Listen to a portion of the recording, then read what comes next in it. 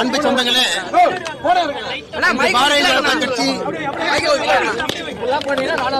பாரதிய ஜனதா கட்சி தமிழ்நாடு முழுவதுமே இன்று பாரதிய ஜனதா கட்சியினுடைய தலைவர்கள் தொண்டர்கள் கைது செய்யப்பட்டதை கண்டித்து நம்முடைய தொண்டர்கள் எல்லாம் போராட்டத்தில் இறங்கியிருக்கிறார். அவர்களுக்கு என்னுடைய அன்பான வேண்டுகோள், தமிழ்நாட்டில் வேற எந்த தொண்டர்களும் போராட்டத்தில் இறங்க வேண்டாம் என்பது என்னுடைய அன்பான வேண்டுகோள். முதல்ல. இரண்டாவது, தமிழ்நாட்டுல இன்னைக்கு ரேபிஸ்டா இருந்தா ராஜ மரியாதை, கள்ளச்சாராயம் காட்சி வித்தா நமக்கே நஷ்ட ஈடு, மணல் கடத்தினா ராஜ மரியாதை. ஆனா ஊழலை தட்டி கேட்டீங்கன்னா உங்களுக்கு சித்திரவதை. பாரதிய ஜனதா கட்சியினுடைய தலைவர்கள் தொண்டர்கள் குறிப்பாக நம்முடைய மகளிர்கள் எல்லாம் சென்னை முழுவதுமே கைது செய்து 10 மண்டபத்தில் வச்சு மண்டபம் பத்தாம காலையிலிருந்து நடு ரோட்ல இருப்பதை நம்ம பார்க்கிறோம். கைது செய்யப்படும் பொழுது கொடுக்கப்பட்ட காரணமும் கைது செய்யப்படும் பொழுது கொடுக்கப்பட்ட காரணமும் இன்னைக்கு உள்ள காவல்துறையினுடைய வேண்டுகோளை ஏத்துக்கிட்டு அறவழி போராட்டத்தின் வழியில கைதுக்கு ஒத்துழைத்து முழுமையாக நாம் உள்ள இருந்திருக்கோம். ஆனா காவல்துறையினுடைய உயரதிகாரிகள் நடந்து கொண்ட விதம் நாங்க வன்மையா கண்டிக்கிறோம். காரணம், 6 மணிக்கு மேல நம்முடைய சகோதரிகளை ஒரு இடத்துல கைது செய்து வைக்க கூடாது என்பது சட்டம். அதையெல்லாம் மீறி இருக்கிறாங்க. 6:50 7 மணி வரைக்கும் 5:45 இருந்து சொல்லி பார்த்தோம். நீங்க டாஸ்மார்க்கு போக கூடாது, உங்களுக்கு அனுமதி கொடுக்கல அப்படின்னு கேட்டாங்க. நேத்து காவல்துறை அனுமதி கேட்டது டாஸ்மார்க்கு ஆப்போசிட்ல இருக்கக்கூடிய கிரவுண்ட். அனுமதி மறுப்பு கடிதம் கொடுத்த பிறகு இன்னைக்கு டாஸ்மார்க் போக கூடாது, நாங்க அதுக்கும் ஒத்துக்கிட்டோம். 5:30 மணிக்கு டாஸ்மார்க்கே மூடினதுக்கு அப்புறம் அதை காரணம் வைத்து எங்களை கைது செய்த காவல்துறை 7 மணி வரைக்கும் எதற்காக பாரதிய ஜனதா கட்சியினுடைய தலைவன் தொண்டனை உள்ள வைக்கல. அதனால எங்களை பொறுத்தவரை இதை நாங்க தீவிரப்படுத்த போறோம். அடுத்த ஒரு வாரத்துல, இனி நாங்க தேதி சொல்லாம தான் எல்லா போராட்டமும் நடத்த போறோம். இனி எந்த போராட்டமும் பாரதிய ஜனதா கட்சி தமிழக காவல்துறைக்கு நாங்கள் தேதி சொல்ல போவது கிடையாது. காவல்துறையின் மீது நாங்கள் நம்பிக்கை இழந்து விட்டோம். ஜனநாயகத்தில் பாரதிய ஜனதா கட்சி காவல்துறைக்கு எந்த விதமான கடிதமும் நாங்கள் கொடுக்க போறது கிடையாது. எந்த ஆர்ப்பாட்டத்திற்கும் பாரதிய ஜனதா கட்சி கடிதம் கொடுக்க மாட்டோம்.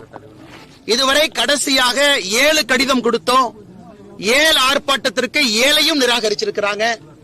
7க்கும் பிரிவென்டிவ் கஸ்டடி வச்சிருக்கிறாங்க. ஜனநாயகத்தினுடைய குரல் விளைய காவல்துறை திமுகவினுடைய ஏவல் துறையாக மாறி இருக்கின்ற காரணத்தினால அடுத்த ஒரு வாரத்தில் நடக்கக்கூடிய போராட்டம் தமிழ்நாட்டில் இருக்கக்கூடிய 5000க்கும் மேற்பட்ட டாஸ்மாக் கடையில முதலமைச்சர் மு.க. ஸ்டாலின் அவருடைய பிரேம் போட்ட போட்டோவை மகளிர் அணி ஆணி அடிச்சு அதை அங்க ஒட்ட போறாங்க. அடுத்த ஒரு வாரத்துக்குள்ள தேதி குறிப்பிடாம தமிழகத்தில் இருக்கக்கூடிய டாஸ்மாக் எல்லா கடையிலும் பாரதிய ஜனதா கட்சியினுடைய சகோதரிகள், தாய்மார்கள், மகளிர் அணி முன்னிருந்து நானும் உட்பட தமிழ்நாட்டில் டாஸ்மாக் கடையில முதலமைச்சருடைய பிரேம் போட்ட போட்டோவை சுத்தில் வச்சு ஆணி வச்சு அடிச்சு அதை ஒட்ட போறோம். ஏப்ரல் முதல் வாரத்தில் ஒரு நாள் பாரதிய ஜனதா கட்சியினுடைய தலைவர்கள் தொண்டர்கள் டாஸ்மாக் கடையை மூடி பூட்டு போட போறோம். இந்த 2 போராட்டமும் அடுத்த 15 நாட்களுக்குள்ள 2 தேதியில் நடக்கும். 22ஆம் தேதி ஒரு போராட்டம் சென்னையில் நடப்பதற்கு வாய்ப்பு இருக்கு. அதுவும் அறிவிக்க போறதில்ல.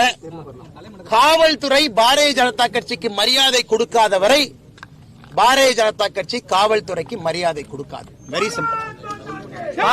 காவல்துறையை பொறுத்த வரைக்கும் யூனிஃபார்ம் போட்டிருக்கிறவங்க ஒரு ஜனநாயகத்தில் எங்களை போன்ற அடக்கமாக ஒடுக்கமாக ஜனநாயகத்தின் வழியில் வந்திருக்கக்கூடிய ஒரு கட்சி தமிழ்நாட்டில் எங்கேயுமே பஸ் உடைக்கல, யாரையும் தீயை பட்டு கொளுத்தல, நடு ரோட்ல யாரையும் வெட்டி சாய்க்கல. எப்பொழுதும் அறவழி போராட்டம் தான். அறவழி போராட்டத்திற்கு அனுமதி பிறகு நாங்கள் காவல்துறையின் மீது வைத்திருக்கக்கூடிய மரியாதையை, நம்பிக்கையை இழந்திருக்கின்றோம். அடுத்த 2 போராட்டமும் கட்டாயமாக நடக்கும். காவல்துறை முடிஞ்சா எங்களை தடுத்து பார்க்கட்டும். இனி தமிழ்நாட்டில் யூனிஃபார்ம் போட்ட ஒரு போலீஸ்காரங்களுக்கு இன்னையிலிருந்து தூக்கம் இருக்கக்கூடாது. நான் பாரதிய ஜனதா கட்சியினுடைய எல்லா தொண்டர்களுக்கும் இந்த நேரத்தில் நான் சொல்ல விரும்புறேன். நமக்கு மரியாதை கொடுக்காத காவல்துறை இன்னையிலிருந்து தூங்கக்கூடாது. விதவிதமான போராட்டம், ஆர்ப்பாட்டம் தமிழகத்தில் நடந்துகிட்டே இருக்கும். மே 2026 வரை ஒரு மரியாதை எப்படி கொடுக்கணும்னு தெரியாத அதிகாரிகள் கமிஷனரா, டிஜிபியா உட்கார்ந்து இருக்கிறாங்க. அந்த சேரல திமுகவை காக்கா பிடிச்சு கோந்து போட்டு உட்கார்ந்து இருக்கிறாங்க. அதனால் தமிழ்நாட்டில் இருக்கக்கூடிய எல்லா காவல்துறை நண்பர்களுக்கும் சகோதர சகோதரிகளுக்கும் ஒரு பெரிய களங்கத்தை காவல்துறை உயர் அதிகாரிகள் ஏற்படுத்தி இருக்கிறார். இத்தனை காலமாக பொறுமையாக எப்பொழுதும் காவல்துறைக்கு ஆதரவாக பேசிய அரசியல்வாதி நான்.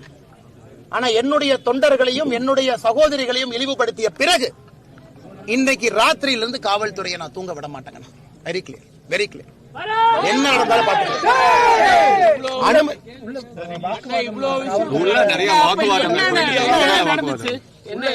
அவர்கள் எங்களைய கைது செய்ததற்கான காரணம் சப்மிட் பண்ணிட்டு ஓகே, நாங்க டாஸ்மார்க்ல எதுவும் உடைக்க போறது இல்ல, லா அண்ட் ஆர்டர் பண்ண போறது இல்ல, எந்த பஸ்ஸையும் நாங்க போய் கொளுத்த போறது இல்ல, நீங்க லா அண்ட் ஆர்டர் ஆன்டிசிபேட் பண்றீங்க, ஓகே நாங்க கட்டுப்படுறோம் வாங்க. டாஸ்மார்க்குக்காகத்தான் இந்த பிரிவென்டிவ் அரெஸ்டே நடந்திருக்கு. நாங்க போய் தமிழ்நாட்டில் வேற எந்த விதமான சம்பவம் பாரதிய ஜனதா கட்சி பண்ண போறது இல்ல. 5:30 மணிக்கு டாஸ்மார்க் கடையே மூடிய பிறகு லிட்டரலா சண்டை போட்டு தான் வெளியே வந்திருக்கும். இரவு 11 மணி வரை 12 மணி வரை உட்கார வைக்கணும். இது என்னது? இது என்னது? இது நியாயமா? ஜனநாயகத்துல நாங்களே எங்க வீட்டுக்கு போராடிட்டு இருக்கிறோமா, இல்ல நாட்டுக்கு போராடிட்டு இருக்கோமா, சமுதாயத்துக்கு போராடிட்டு இருக்கிறோமா? நாங்கள செல்பிஷ் பீப்புளா?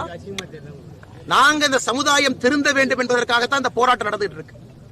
அதற்கு மரியாதை கொடுக்க தெரியல. ஒரு பாரதிய ஜனதா கட்சியினுடைய தலைவனை தொண்டவனை மண்டபத்தில் அடைத்து வைக்காம நான் சென்னை ஃபுல்லா சுத்துவேன், ரோட்ல இறக்கி விடுவேன்.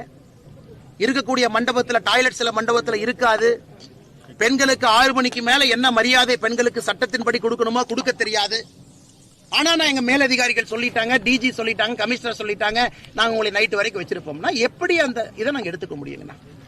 இது ஜனநாயக முறைப்படிதான் இருக்கும். அதனால நான் காலையிலேயே உங்களுக்கு சொன்னேன், எல்லா ஆர்ப்பாட்டமும் நீ தேதி இல்லாம தான் நடக்குங்க. நீ தேதி எல்லாம் உங்களுக்கு சொல்ல போறது கிடையாது.